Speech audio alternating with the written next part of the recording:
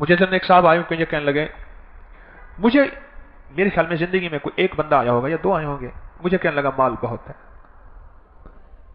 बाहर से आया कि मेरे पास डॉलर के गिनने की मशीन है, बस मैं ऐसे गठड़ी डाल देता हूं, फिर वो खुद ब खुद इधर के छोटा डॉलर इधर कर देती है, बड़ा इधर कर देती है, बंडल बन के मेरे सामने आ जाते हैं, अगर कोई नोट कमी बेशी होती तो एक तरफ फेंक देती है। मैं उसका चेहरा देखूं और मुझे वो वाकया याद आया मूसा अलैहिस्सलाम का कि कोई ऐसा बताएं कि बस माल थोड़ा हो जाए। तो मूसा अलैहिस्सलाम ने फरमाया ऊंट पे सफर कर, ऊंट पे सफर कर और ऊंट से उतरना और खाना भी ऊंट पे खा, 40 दिन ऐसा कर, फिर मेरे पास आ जा।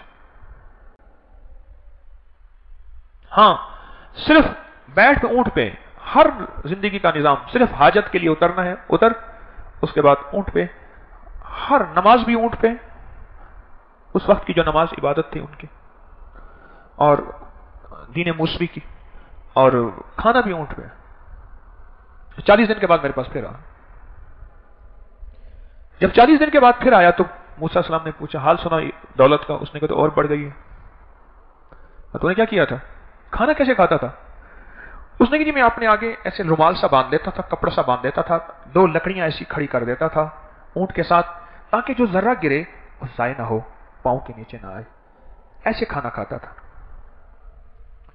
तो मूसा अलैहिस्सलाम ने फरमाया जा तू कभी गरीब नहीं हो सकता, मैंने तुझे ऊंट के ऊपर सवारी करने के लिए भेजा इसलिए था कि तेरे जर्रे नीचे गिरेंगे। आका ने क्यों फरमाया सरवर कौनैन सल्लल्लाहु तआला अलैहि वसल्लम ने कि जो जर्रों को उठा के, ये हुरों का क्या है, महर है, जो दस्तरखान पे गिरे हुए जर्रे हैं, वह तो कभी गरीब नहीं हो सकता, जा तो फकीर नहीं हो सकता। उसी बंदे का वाकया है कि एक दफा अपने काफले के साथ जा रहा था और काफले के साथ जाते हुए उसके साथ ऐसे लोग भी थे जो खाना जाय करने वाले। कई लोगों को देखता हूं इधर उधर आगे खाना बिखरा हुआ है, सोच ही नहीं है, बाज़-औक़ात परेशानी होती है। हम मीना में थे तो मीना में भूख लगी, को खाना ले लिया, खाना खाया। हमारे एक साथी माजूर थे, उनकी कुर्सी घसीटने वाला गरीब आदमी बेचारा, मुल्तान के साथ एक मखदूम पर पहोड़ा है, वहां का बंदा था, तो वहां का वो गरीब आदमी अपने दुखड़े सुना रहा था। उसने खाना खाया ना तो अच्छी चीजें उठा के ढेर में फेंकता है, मैंने उठा के खाई तो हमारे वो साथी, उसको गुस्सा आया, कहने लगे कि ये क्या कर रहा है तुम?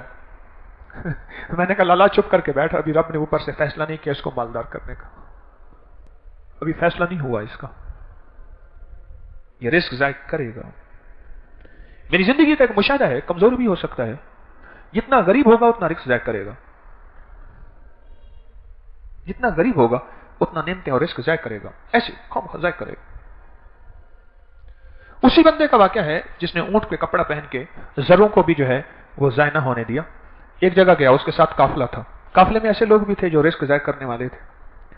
उसने क्या किया, वो जगह, वो कता अर्जी खरीदा, वो जगह जमीन खरीदी और उसके आगे दीवार लगा दी